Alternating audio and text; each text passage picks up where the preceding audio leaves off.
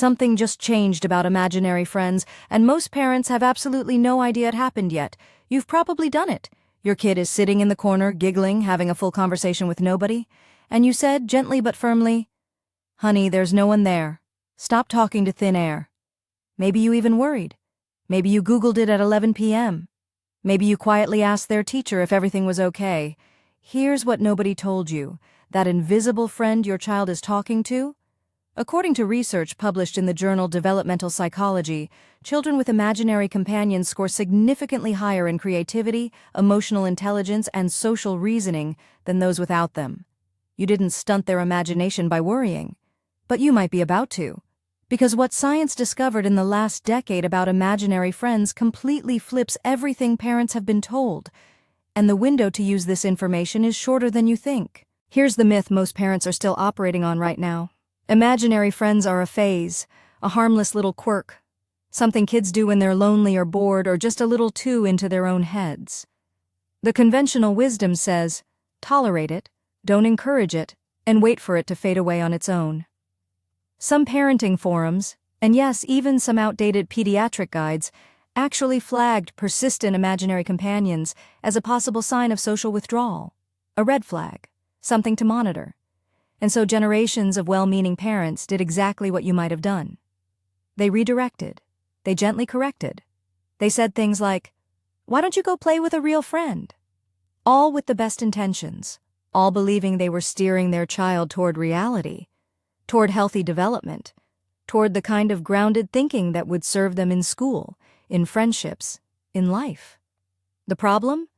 That entire framework was built on almost no actual evidence. And the evidence that exists says the opposite. So why did this myth survive so long? Because it feels logical. We live in a world that rewards concrete thinking. Real friends, real grades, real achievements.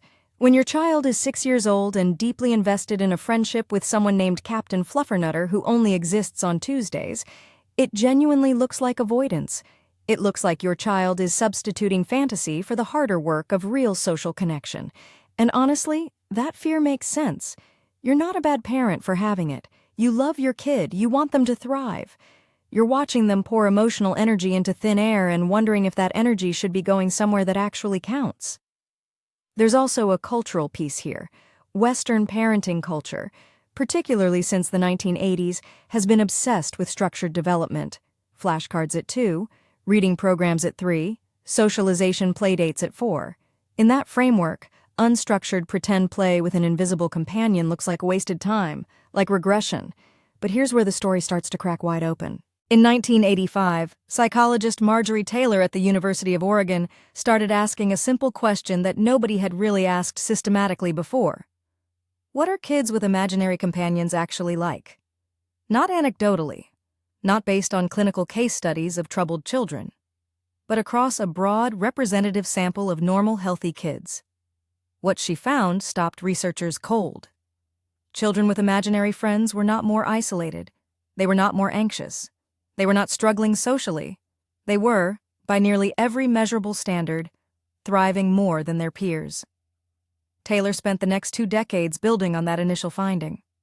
By 2004, her longitudinal research showed that children who maintained rich imaginary companion relationships through ages 3 to 7 demonstrated stronger narrative comprehension, better perspective-taking abilities, and more sophisticated understanding of other people's mental states. That last one has a technical name, theory of mind, and theory of mind, it turns out, is one of the single strongest predictors of academic and social success we've ever identified. Your child's invisible friend isn't a distraction from development. It might be the engine of it. Let's get specific, because this is where it gets genuinely fascinating. A 2004 study by Taylor and Carlson found that 65% of children will have an imaginary companion by age 7. 65%. This is not rare. This is not a quirk. This is majority behavior. And in that majority, researchers identified something remarkable happening neurologically.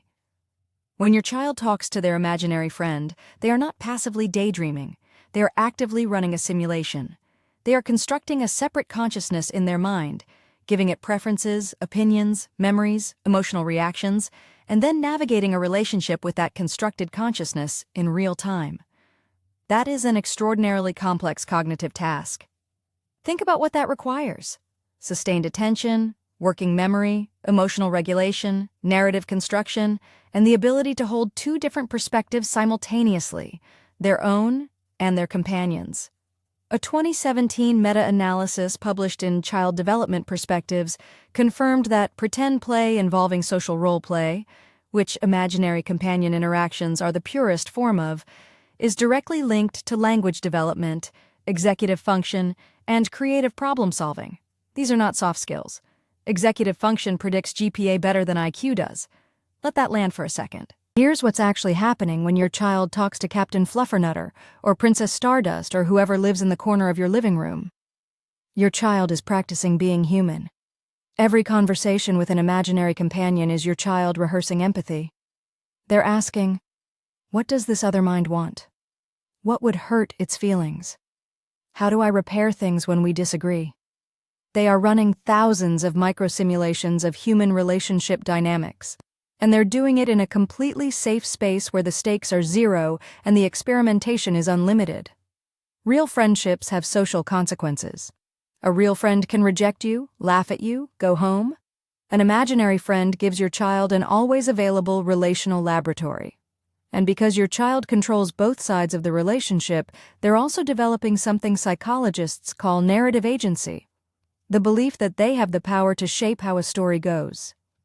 Kids with strong narrative agency grow into adults who don't feel helpless when life gets hard. They feel like authors. That's not a small thing.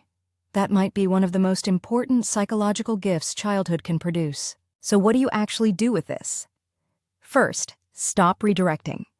When your child is mid-conversation with their invisible friend, resist the instinct to pull them back to reality. You're not watching avoidance. You're watching their prefrontal cortex get a workout. Second, engage with it. This one surprises parents.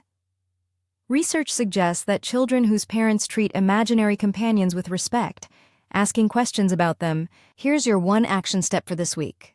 Just one. Tonight, when your child mentions their imaginary companion, or if they haven't in a while, ask them about it. Ask one genuine question, not a test, not a concerned check-in, a curious, respectful question. Something like, what did your friend think about your day today? Or, does your friend have a favorite food? And then actually listen to the answer. Watch your child's face when you do this. Watch what happens when they realize you're taking their inner world seriously. That moment, that small, free, 2-minute moment, is doing something no flashcard ever could. It's telling your child, the things that happen inside your mind are real, and they matter, and I want to know about them. That is the foundation of psychological safety. And psychological safety is the soil that every other kind of development grows in. You don't need to overhaul your parenting. You just need to ask one question. Start tonight. If this reframed something you've been worried about, share this with one parent who needs to hear it. It takes 10 seconds, and it might genuinely change how they see their kid today. Subscribe to Parenting Unlocked if you want more of this. The research-backed stuff that cuts through the noise and tells you what actually matters. New video every week. And drop a comment below. Did your child have an imaginary friend? What was their name? I read every single comment, and the answers are always the best part of this community. Disclaimer. This video is for educational and entertainment purposes only. Nothing constitutes professional advice of any kind.